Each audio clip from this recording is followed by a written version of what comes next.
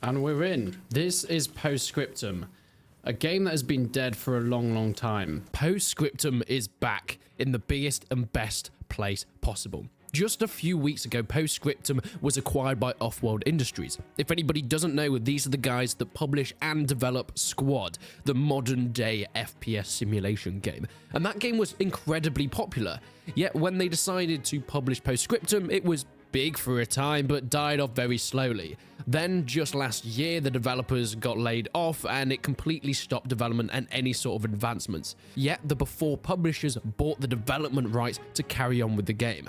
Now, with the big budget behind it and the development studio back up and running, there was news that more updates would be on their way. And with that, players started to flood back. Anybody that hasn't played Scriptum before is 100% missing out. This game is absolutely gorgeous. It has some of the most realistic and brutal warfare. Communication with team is paramount, whether you're playing at the high up commander level as squad leaders, armor, snipers, so on and so forth, calling in airstrikes, and some of the terrain and the maps on this are brutal as hell. It was something that was an interesting experiment, but it didn't quite work out. Was it down to the fact that it was too hard into the simulator genre?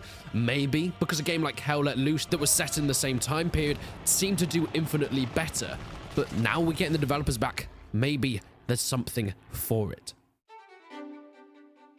I mean, we can see here the absolute spike in players. We went from the game pretty much being dead at about 400-500 concurrent players every evening, so all of a sudden when the announcement was made that new developers would be coming back to update it, to 1,400 players. And in the last month, it has been steadily growing and growing and growing.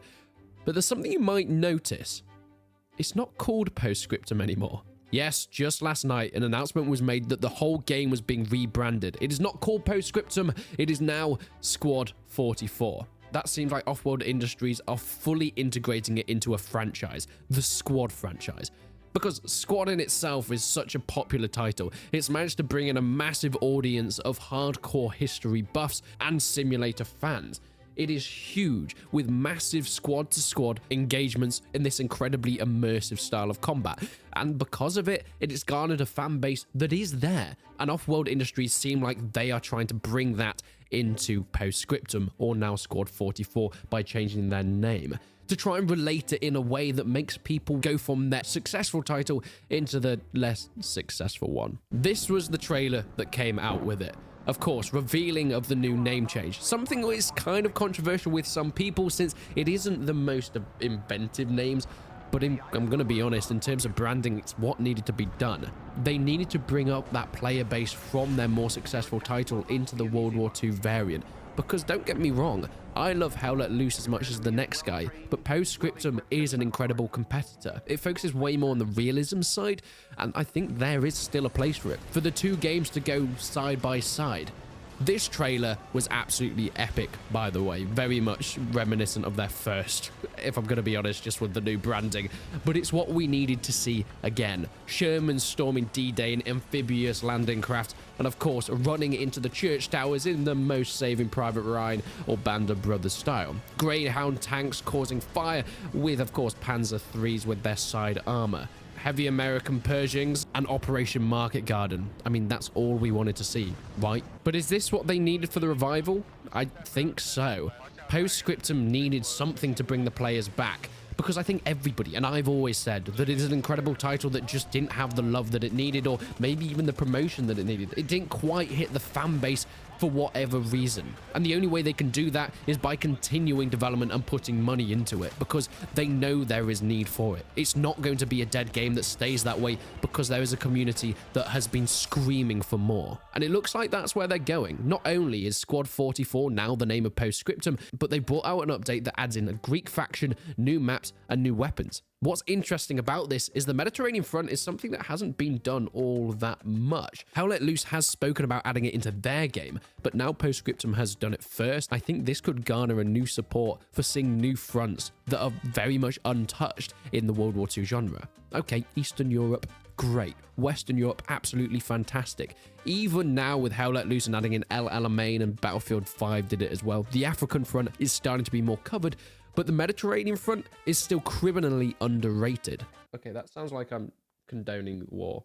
The new faction brings an eclectic mix of German, French, English, Italian, and Greek weapons into the game, with 4 rifles, 2 pistols, 1 light mortar, and of course a knife in case you want to go all CSGO on this. It is a gorgeous new map fighting in the vineyards, and of course a completely new front. One thing that this game does perfectly is add that complete sense of terror. An overhaul to the sound design means that any tank shell whizzing past, any bullets dropping or bombing runs incoming will make you quiver in your shiver me timbers.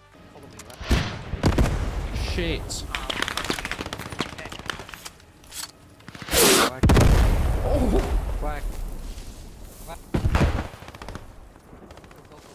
I want my mother.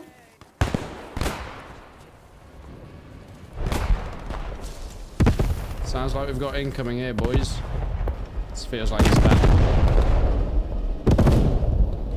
And if I'm gonna be honest, that makes me think, what about their World War I offshoot? You see, Offworld Industries did not just publish Squad and Postscriptum, but also Beyond the Wire. Coming out just a couple years ago, it didn't exactly grasp the community as many had hoped. It was the most realistic World War I game we'd ever got, and with great sound design, beautiful graphics, and some pretty decent weaponry and combat as well, it was a lot of fun. But the game just didn't bring out enough updates, it didn't have the support, and it was plagued with bugs, glitches, and terrible AI. As soon as the player base started to dwindle, relying on things like AI, it was always going to be a disaster. And especially when that comes in the form of robots that bang their head on every single wall, run around on fire, it was never going to be the best of scenarios. But with Postscriptum now coming back, and seeing the initial glorious success that seems to be coming out of it, will they do that with their other game? Because I'm going to be honest, Beyond the Wire is still currently a state. They are bringing out little bits and pieces, but it's only a matter of time before they reveal that they're not going to be doing any development on it.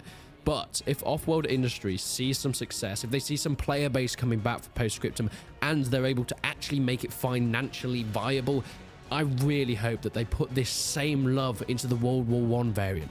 Because Beyond the Wire, once again, like Postscriptum, is a decent game on its surface. It just didn't get the love from the community, meaning that there wasn't as much need for the developers to actually work on it. You have issues like this with bots running into walls and not being able to get any sort of a decent game out of it, meaning that the players can't revive this. It's up to the developers. And I'm so glad the direction that Offworld Industries is heading at this point in time, because a game like Hell Let Loose is taking over the community. It is doing such a good job of reviving it, and despite its issues in the last few months and Team 17 being less than favorable in the community, they seem to be reviving it, with new updates just coming out like Kharkov at night and Stalingrad at night, adding in new weapons and vehicles, a complete overhaul to the British map. They are doing a fantastic job. Offworld Industries needs to do the same with Postscriptum, not just for the sake of their game, but to push the whole community in general. 2 behemoth titles in Postscriptum and Hell Let Loose can support each other by adding that competition, and I think it can only be a positive as they update side by side. But tell me what you think. Are you going to be jumping back into Postscriptum, or should I say Squad 44? Do you think the naming is a good idea to rebrand it into that franchise, or do you think they should have kept it as something separate? Make sure you leave a comment down below. But until then, I will see you in the next one.